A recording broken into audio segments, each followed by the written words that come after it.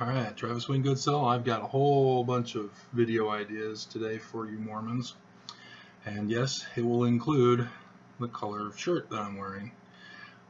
And the hatred that Mormons have because of their being psychologically manipulated by psychiatrists who are the ones who are conditioning Mormons to hate men for fitting into a categorization regardless of sexual preference. And you guys, if you've watched my other video, you know I like redheads.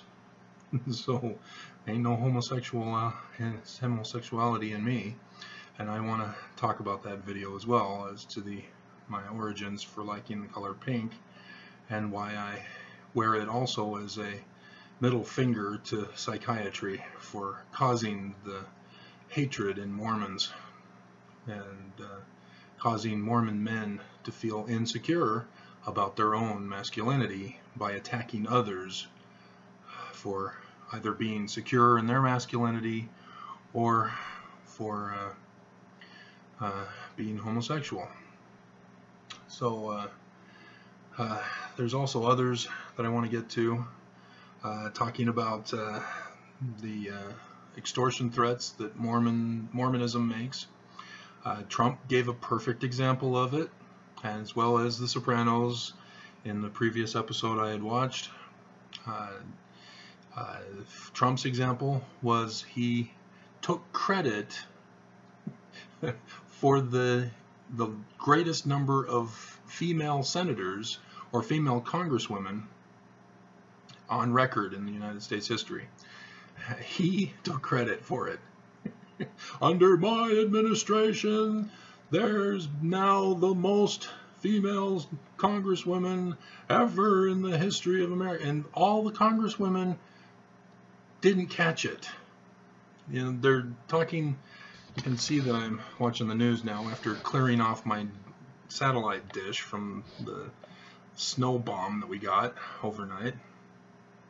But the one lady is saying, "Oh, it was a great moment that Trump made, and he actually recognized us, and that was a good thing for him." No, it wasn't, because what did he do after that? If you paid attention, if you watched, he then threatened Congress, threatened the House with the record number of women, saying, "Don't investigate me, or there will be no legislation." That's how it works, people. And that's what on The Sopranos. A neighborhood neighbor to one of Tony's men had been injured on the job and was mistreated by the landscaping company, the tree trimming company, whatever they are. And so the Soprano stooge decided to help his neighbor.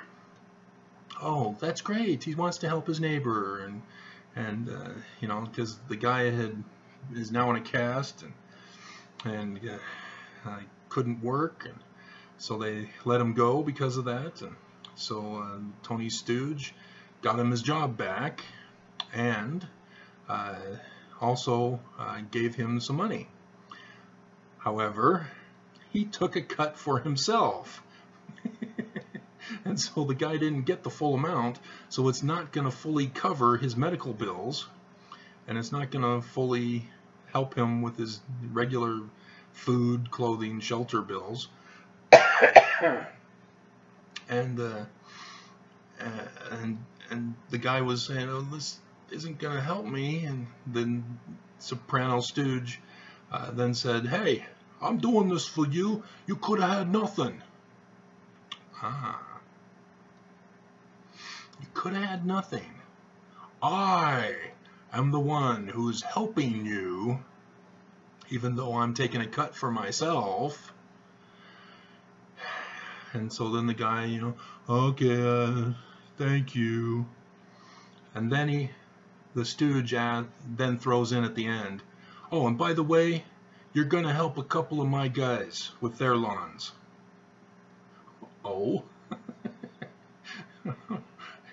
and they're not going to get paid for it. He's not going to get paid for it. He has to do it now as a favor. That's how it works. You know, Trump took credit. Hey, I put you ladies in. You're the reason why. I'm the reason why you're in the House. So now you owe me. Drop the investigations into my criminal behavior. That's how it works. So our president, the president of the United States of America, got on national television for the State of the Union and committed a direct crime. Out in the open. He wasn't arrested. Nah. They don't do that for people in high power positions. We've totally forgotten the Declaration of Independence and why we had it, why we even had a Revolutionary War. It's like, yeah, so what? Who cares?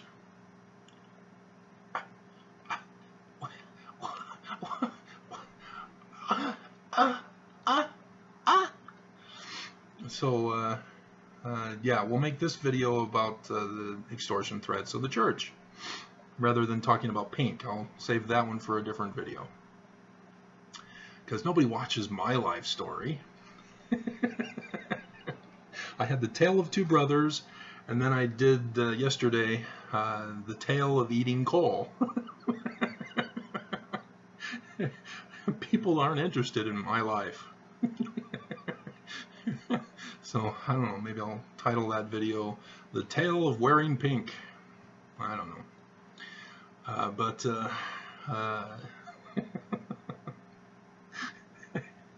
And I've also got the tale of tithing. I can talk to you about my learning experience in the church, being born and raised in it, with tithing. With an alt-right, white supremacist parents.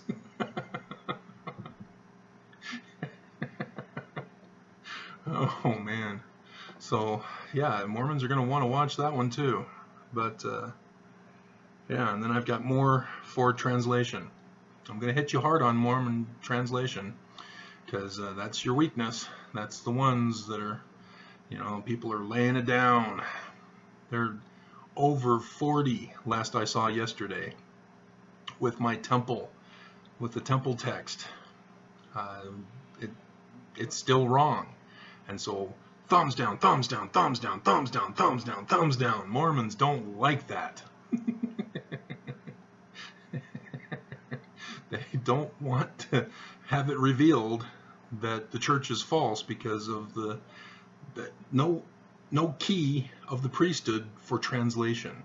It's gone. They don't have it. Where did it go? Where'd it go? Peekaboo.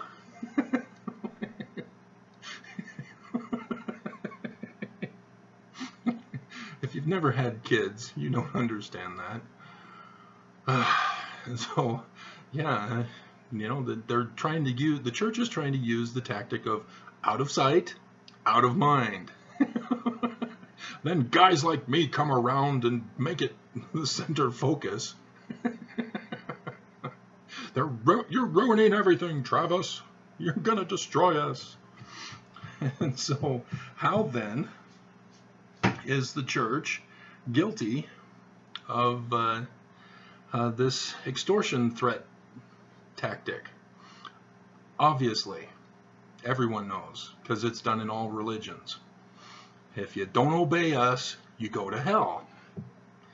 There it is. There's the threat.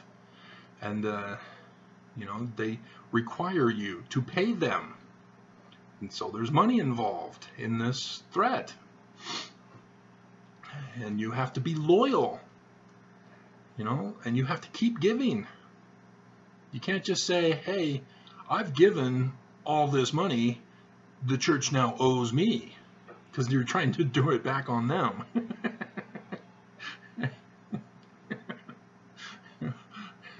Doesn't work that way either, guys.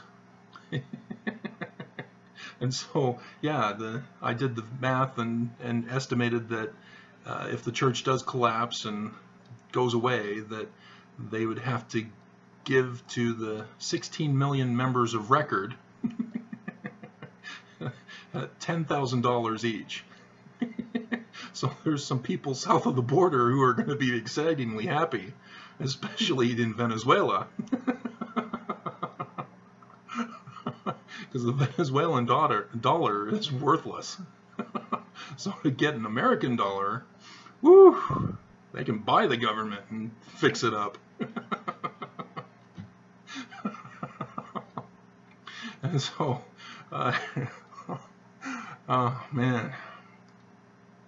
And so, yeah, there's going to be a lot of rich Mormons who will likewise not be happy. 10,000, that's what I gave in 1 month. So yeah, it's going to be bad, guys. And so that's how it works in the church. They threaten you to pay your tithing, that you have to then be loyal to the church. How do I know this? Temple Recommend interviews, you know it as well. You have to say, I am a full tithe payer. And in that Temple Recommend interview, you also state that you are loyal to the leaders of the church, and that you will not betray the church. You will not go against the church, because that's disloyalty. And for your loyalty, they then allow you to go through the temple, which is Freemasonic temple stuff. You know, the Freemason stuff on your chest, on the garments. And you know, it's not the original temple of the Egyptians from which the house of Israel came from. And I've already done that with the translation videos. And that's what you guys are all upset about. But this is how the threat works in the church. And so when Bishop Reed Hammond, yes, I'm naming names, when he gave me the ultimatum threat, stop telling Mormons and people on the internet that the Book of Mormon is the official doctrine of the church for the fall of Adam, not Eve, Adam. Otherwise, don't bother coming to church. That was the threat. And it has to do with loyalty, the loyalty oaths.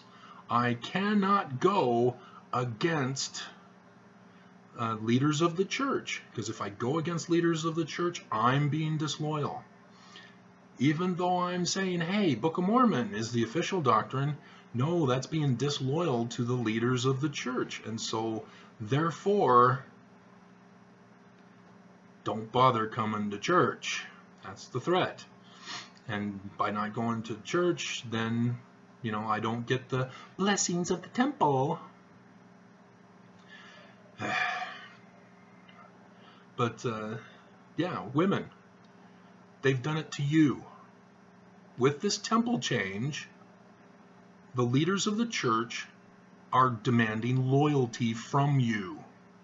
We've changed the temple text again, because you weren't satisfied the last time we made changes.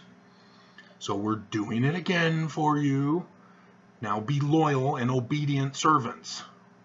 That's what they're doing. And because you don't get priesthood authority outside the temple. You get it in the temple. He's changed it so you don't have to obey your husband anymore. But now you have to still be loyal to the church. He wants Mormon ordained women organization to stop protesting. Stop demanding more and more and more from the church. That's how it works with corruption. And that's why the church says, hey, okay, sister missionaries, you can wear slacks. So be loyal now. We've done you a favor. Now you owe us. Don't go after the former mission president and other bishops who have raped you. You be loyal. There's a Paula. She's in our ward, elderly woman. Decades ago, I'm not sure how long ago, she slipped and fell in church and had to have hospital bills and all sorts of stuff that she's still medically recuperating from, as she's now in her old age and has trouble going up and down stairs, and they can't afford to get a rest home, and it's tough because her husband has to do all the work around the house, and he has to have a job that can continue to pay for all the bills they have. And Bishop Hammond wasn't going to help him, and she wasn't going to ask for help, and she didn't sue the church so that they would pay the bills because she slipped at the church. And there is a fear among Mormons that they can't go against the church even with accidents. You know, Mormons fear requesting assistance when they actually need it, when the church was involved in the situation. Even the church won't have it. They will not take care of the poor and the needy. And so, yeah, they suffer because their loyalty is to the church. And it's horrifying. But that's the technique of the church. They threaten Mormons, they threaten members.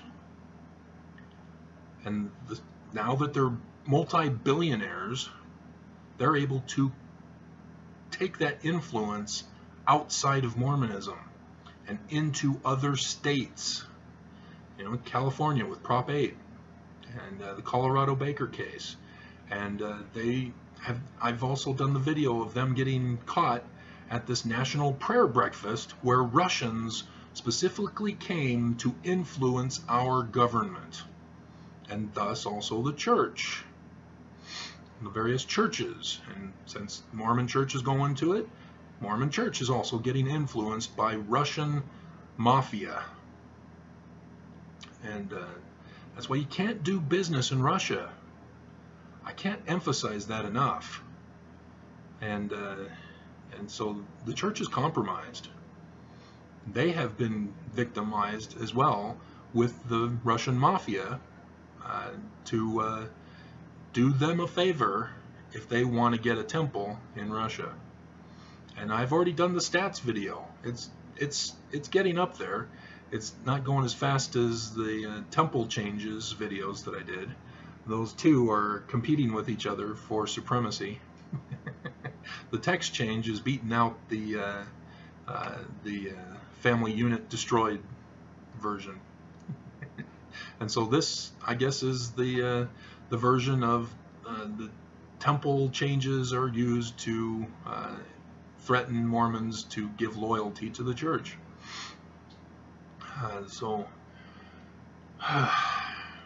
Mormons, the church is bad. This is not God's way. God doesn't do that.